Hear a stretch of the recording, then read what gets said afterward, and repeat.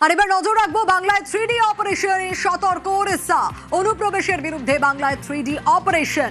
অনুপ্রবেশকারীদের আটকাতে ওড়িশার সীমানায় তুঙ্গে সতর্কতা। দলে দলে বাংলা থেকে পালাচ্ছেন অনুপ্রবেশকারীরা। বাংলা থেকে বাংলাদেশি রোহিঙ্গারা পগার পার। অনুপ্রবেশকারীদের পগার পারে চিন্তায় ওড়িশা প্রশাসন। বাংলা ওড়িশার সীমানায় উঠছে ড্রোন, উপকূলে জোর নজরদারি চলছে। এ বিষয়ে আরো ডিটেল রিপোর্ট আপনাদের জানাবো। আমার সহকর্মী রুমেলা কথা বলেছিলেন নেটওয়ার্ক 18 ওড়িশার অ্যাসোসিয়েট এডিটর মানস রঞ্জন দাসের সঙ্গে এবং আমার সহকর্মী নিউজ 18 বাংলার প্রতিনিধি কৌশিক দাশগুপ্তের সঙ্গে। শোনাবো সেই কথোপকথন। বাংলায় 3D এবং সতর্ক পড়শি রাজ্য ওড়িশা। অ্যাসোসিয়েট এডিटर मानस रंजन दास এই মুহূর্তে রয়েছেন আমাদের সঙ্গে। সরাসরি তার কাছে চলে যাই। मानस जी, यहाँ पे जो चेकिंग चल रही है ओडिशा सीमाना में, वो कितना जोरदार से चल रही है? कहाँ पे ज्यादा चेकिंग हो रही है अभी? देखिए रुमेला जी, जब पश्चिम बंगाल के नए मुख्यमंत्री शुभेंदु अधिकारी जी ने बांग्लादेशी घुसपैठियों को टॉन्ट मारा, यहाँ पे उड़ीसा में हमें टेंशन आ गया। कारण ये है कि जब बांग्लादेशी घुसपैठियों को निकल जाओ और गेट आउट कह दिया गया, डिटेक्ट, डिलीट एंड डिपोर्ट कह दिया गया, पहचानो, निकालो और यहाँ से निकल जाओ, ये 3 शब्द कहने के बाद वो तो बांग्लादेश जाने की कोशिश करेंगे, मगर सबसे इजी वे है उड़ीसा आना। और जब एक ही जगह में भारत और बांग्ला आस पास है, रोडवेज खुला है, ट्रेन रेलवे स्टेशन खुला है और यहाँ पे जो एक लंबी समुद्री तट है 480 किलोमीटर की, वो भी खुली है। और कहा जा रहा है कि जो बांग्लादेशी घुसपैठियां बंगाल में है वो उड़ीसा आ सकते हैं। इसीलिए जगतसिंहपुर, केंद्रापड़ा, भद्रक, ऐसे बहुत सारे जिला हैं जो कि समुद्र तटवर्ती जिलाएं कहा जाता है उनको, वो जगह में अभी अलर्ट जारी किया गया है। कुछ 5-6 पॉइंट को लेके वहां पे पुलिस तैनाती कर रही है और मैं उस 4-5 पॉइंट आपके सामने रखना चाहता हूं। यहाँ पे बांग्लादेशी बिना कागजात में उड़ीसा में घुस सकते हैं और डर का माहौल है, क्योंकि उड़ीसा में पहले से ही बहुत सारे बांग्लादेशी हैं और कहा जा रहा है कि उड़ीसा सरकार भी प्लान कर रही है कि उनको कैसे निकाले। मगर अभी अगर बांग्लादेशी घुसपैठिया बंगाल से यहाँ आ जाए तो बहुत कुछ गलती हो सकती है। और कहा जा रहा है समुद्री तट पर 24/7 निगरानी रखी जा रही है। मछुआरों की मदद से खुफिया जानकारी जुटाई जा रही है। कहा जा रहा है कि तटीय गांव में पुलिस, राजस्व और वन विभाग की टीमों को तैनात रखा गया है और कोस्ट गार्ड और नेवी के साथ मिलकर पुलिस काम कर रही है। और जो विजुअल हम दिखा रहे हैं आपके न्यूज 18 बांग्ला के माध्यम में, हम देख पा रहे हैं कि वहां पे कैसे ड्रोन के माध्यम से और वहां पे जो बोट है वहां पे पेट्रोलिंग किया जा रहा है। और रोडवेज और ट्रेन और रेलवे स्टेशन में कुछ नहीं किया गया है, मगर पुलिस इसके बारे में बहुत कुछ बातचीत कर रही है, ऐसे कुछ खबरें सामने आ रही है। और 5 समस्याओं को पुलिस अपनी नजर में रखी है। पहली समस्या अवैध घुसपैठ, द्वितीय समस्या जो है अपराध की वृद्धि, क्योंकि बांग्लादेशी जब बहुत तैनात से उड़ीसा आएंगे तो यहाँ पे लॉ एंड ऑर्डर कंडीशन भी बुरी हो सकती है। और यहाँ पे और कुछ चीजें कहा जा रहा है, जो कोस्टल एरिया में 18 समुद्री पुलिस स्टेशन है, वहां पे हाई अलर्ट जारी किया गया है। और जो बात कहा जा रहा है कि 24/7 कंट्रोल रूम बनाया गया है वहां पे, और रात में पेट्रोलिंग बढ़ाई गई है। और कहा जा रहा है ऐसे कुछ जगह है और सीमाओं पर ऐसे कुछ गांव है जिसके अंदर घुसकर घुसपैठियां आ सकती है। और इस समय तो कह दिया है शुभेंदु अधिकारी जी ने कि आप चले जाइए, नहीं तो एक्शन होगा। वहां पर बांग्लादेश में भी सिचुएशन इतना बुरा है, वो लोग बांग्लादेशी घुसपैठियों को नहीं ले रहे हैं। तो उड़ीसा हाई अलर्ट में है और उड़ीसा बहुत टेंशन में है। और उसके लिए सारी जानकारी पश्चिम बंगाल की सरकार और उड़ीसा सरकार के बीच बातचीत हो सकती है, इसके बारे में बहुत कुछ चल रहा है।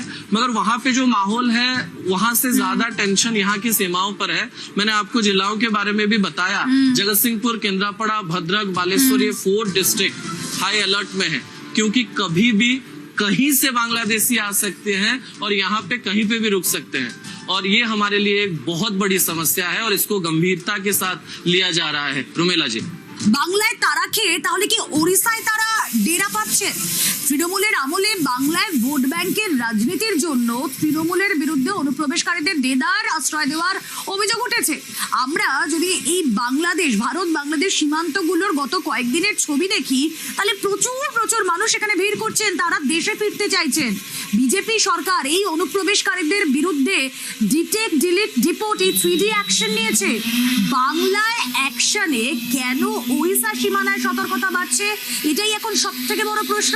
আসুন তার উত্তর খুঁজি। সহকর্মী কৌশিক দাশগুপ্ত রয়েছেন নিউজ রুম থেকে। কৌশিক, কয়েকদিন ধরেই আমরা যেটা দেখাচ্ছিলাম যে সীমান্ত দিয়ে বাংলাদেশিরা ফিরে যাচ্ছেন, এবং এইটাই প্রশ্ন ছিল যে বলা হচ্ছিল যে চাচা আপন প্রাণ বাঁচা। শুভেন্দু অধিকারী মুখ্যমন্ত্রী তিনিও বুঝিয়ে দিয়েছিলেন যে এই রকম কড়াভাবেই জিরো টলারেন্স, অনুপ্রবেশ নিয়ে জিরো টলারেন্স। কি তারপর থেকেই ওড়িশা সীমানে দেখা যাচ্ছে এরকমভাবে কড়া নজরদারি, 4টে জেলায় হাই অ্যালার্ট। কিন্তু কেন? এটা কিন্তু আজকের বিষয় নয়, এটা কিন্তু গত কয়েক বছর ধরে ওড়িশাবাসী এটা ফিল করেছে। সেইটা কি ফিল করেছে, কি হয়েছে, এটা বোঝার জন্য আমাদের কিন্তু ম্যাপটা দেখতে হবে। তার জন্য আমাদের যেতে হবে ম্যাজিক ওয়ালে। এই হচ্ছে ওয়েস্ট বেঙ্গল। ওয়েস্ট বেঙ্গলের পাশেই গা লাগোয়া রাজ্য ওড়িশা। পশ্চিমবঙ্গের হাওড়া থেকে ন্যাশনাল হাইওয়ে 16 যায় চেন্নাই পর্যন্ত। এই ন্যাশনাল হাইওয়ে 16টা পুরোটাই যায় ওড়িশা হয়ে চলে যাবে চেন্নাই। ফলে সড়ক পথে এই অনুপ্রবেশকারীরা কিন্তু সহজেই ওড়িশায় ঢুকতে পারে। এবার দেখাবো রেলপথ। এই হচ্ছে পশ্চিমবঙ্গ থেকে আমরা যদি ট্রেনে ঢুকি, প্রথমেই ঢুকে যাই আমরা বালেশ্বরে, তারপর যাই ভদ্রক, তারপর কেন্দ্রাপাড়া, জগৎসিংপুর, কটক, তারপর ভুবনেশ্বর। অর্থাৎ ট্রেন পথ রয়েছে, এই ট্রেনেও যাতায়াত করা যেতে পারে। এর পাশাপাশি রয়েছে বে অফ বেঙ্গল, অর্থাৎ বঙ্গোপসাগর, যেখানটা পুরোটা খোলা। ট্রেন পথ, সড়ক পথ এবং জলপথ, 3 দিক দিয়েই কিন্তু পশ্চিমবঙ্গ থেকে বিতাড়িত অনুপ্রবেশকারীরা চলে যেতে পারে, ঢুকে পড়তে পারে ওড়িশায়। এই আশঙ্কার কারণেই ওড়িশার সীমানায় এখন কিন্তু কয়েক গুণ বাড়ানো হয়েছে নজরদারি। এইটা একটা যেমন জিনিস, এর পাশাপাশি আরেকটা জিনিস আমাদের বুঝতে হবে, সেটা হচ্ছে ওড়িশায় গত কয়েক বছরে কিন্তু এই অনুপ্রবেশকারীরা ঢুকেছে বলে অভিযোগ উঠেছে। বাংলাদেশ থেকে তারা বাংলায় ঢুকে তারা দেশের নানা প্রান্তে যেমন ছড়িয়ে পড়েছে, তেমনই গেছে ওড়িশায়।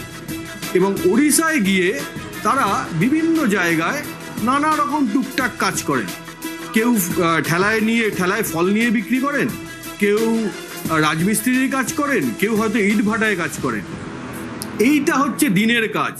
অভিযোগ যে দিনে যারা এই কাজ করতেন, তারা রাতে নানা রকম দুষ্কর্ম করে বেড়াতেন, চুরি জোচ্চুরি এরকম সব করে বেড়াতেন। এই যে অভিযোগ, এই কারণেই গত কয়েক মাস আগে, ভোটের আগে, এইখানে যে একটা পারসেপশন তৈরির চেষ্টা করা হচ্ছিল যে বাঙালিরা ওড়িশায় আক্রান্ত হচ্ছে, আদতে কিন্তু ঘটনাটা তা নয়। আদতে ঘটনাটা হচ্ছে এই যে অনুপ্রবেশকারীরা, তারা গিয়ে ওড়িশায় এই কুকর্মগুলো করে বেড়াতেন, যেই কারণে তাদের মধ্যে কয়েকজন আক্রান্ত হয়েছিলেন ওড়িশায়, যেটাকে এখানে ওরকমভাবে প্রচার করা হয়েছিল বলে অভিযোগ। এর পাশাপাশি আরও একটা বিষয়, এই যে বাংলাদেশিরা ওড়িশায় ঢুকে গিয়ে তাদের নানা রকম কাজকর্ম শুরু করে দেন, এর ফলে ওড়িশার যারা স্থানীয়রা তারা কাজ হারাচ্ছিলেন। এইটাতে কিন্তু সোশিও ইকোনমিক যে ফাইবার রয়েছে ওড়িশার, সেইখানে কিন্তু একটা ধাক্কা খাচ্ছিল। এবং তার সঙ্গে সঙ্গে তো আইন শৃঙ্খলার প্রশ্ন রয়েছে। এই সব কিছু মাথায় রেখেই ওড়িশা সরকার কিন্তু অত্যন্ত সতর্ক। তবে একটা বিষয়, ওড়িশাতেও কিন্তু এবার এসআইআর শুরু হচ্ছে। পশ্চিমবঙ্গে যেমন এসআইআর হয়েছে, তেমন ওড়িশাতেও এসআইআর হচ্ছে। এবং ওড়িশা সরকার মনে করে এসআইআর হলেই এই অনুপ্রবেশকারীদের যদি কেউ ঢুকে পড়ে, তারা আর ওড়িশায় থাকতে পারবে না।